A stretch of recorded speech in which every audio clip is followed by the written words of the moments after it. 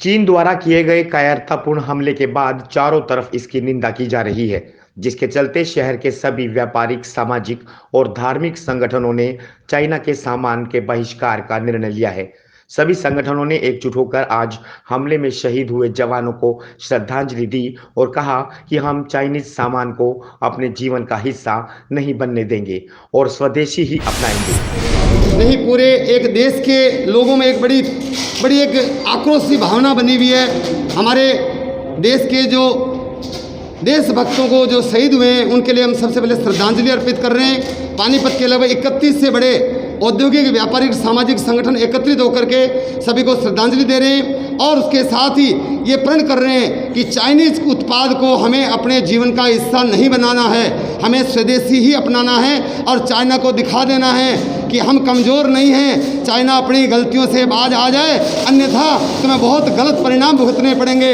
ऐसे उत्साह के साथ मेरे पानीपत के सभी उद्योगपति, समाज सेवी और सभी व्यापारिक संगठन आज एकत्रित होकर आर्या वरिष्ठ माध्यमिक सीनियर सेकेंडरी स्कूल में एकत्रित हुए, जहाँ पे सभी ने ये प्रण किया और चाइनीज आइटम का पुतला फूंक करके उनका रोष प्रकट किया और माननीय महामहिम राष्ट्रपति जी को यहाँ के पानीपत उपायुक्त महोदय धर्मेंद्र सिंह जी के माध्यम से एक ज्ञापन सौंपा जा रहा है, जिसके अंदर पूरा पानीपत के प्रबुद्ध सारे लोग इस बात के लिए संकल्पित हैं, हम चाइना का आइटम का बहिष्कार करेंगे और चाइना को इंडिया में कोई भी व्यापारी अपने अपने घरों में या हर आदमी अपने अपने घरों में यूज़ नहीं करें। ऐसा दृढ़ संकल्प होकर के ये करेंगे। हम एक एक खून का बदला, उनके जो खून, हमारे देशभक्तों का जो खून सीमा पे उन्होंने बहाया है, उसको हम व्यर्थ नहीं जाने देंगे। विभिन्न संगठनों के प्रतिनिधियों का कहना था कि चीन ने धोखे से सैनिकों पर वार कर कायरता का परिचय दिया है। हम अपने उद्योगों में काम आने वाली कोई भी मशीन चाइना से नहीं खरीदेंगे, क्योंकि उनके दिलों में इतना ही दर्द है जितना शहीदों के परिजनों के दिलों में है। मैं सिर्फ भारतीय हूँ, भारत के लिए जीता हूँ, भारत के लिए मरना, अपनी मातृभूमि के लिए मरूंगा।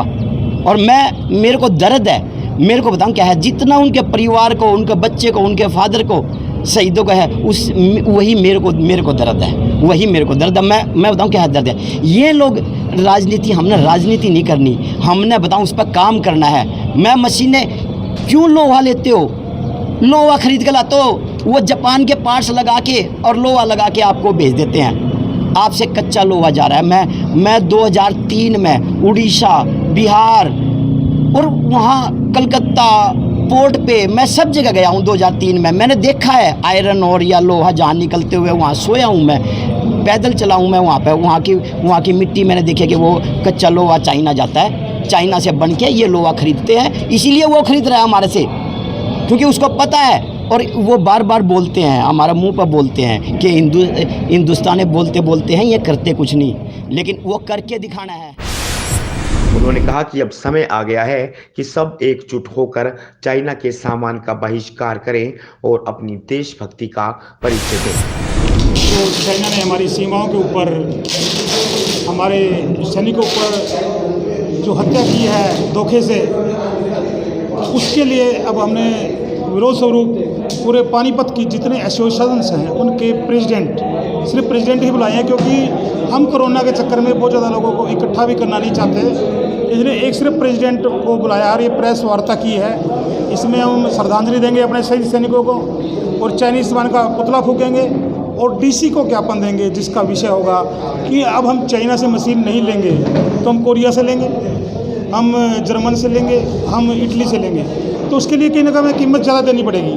तो सरकार एक ऐसा माहौल बनाए कि चाइना के सामान पर ड्यूटी ज़्यादा लगाए और जो मशीनें हमारी बाहर से आनी है उनको ऊपर हमारे ज़्यादा सब्सिडी दिलवाए, और जिससे कि हम चाइना को टक्कर दे पाए, क्योंकि मशीनें आएंगी तो प्रोडक्ट बनेगा।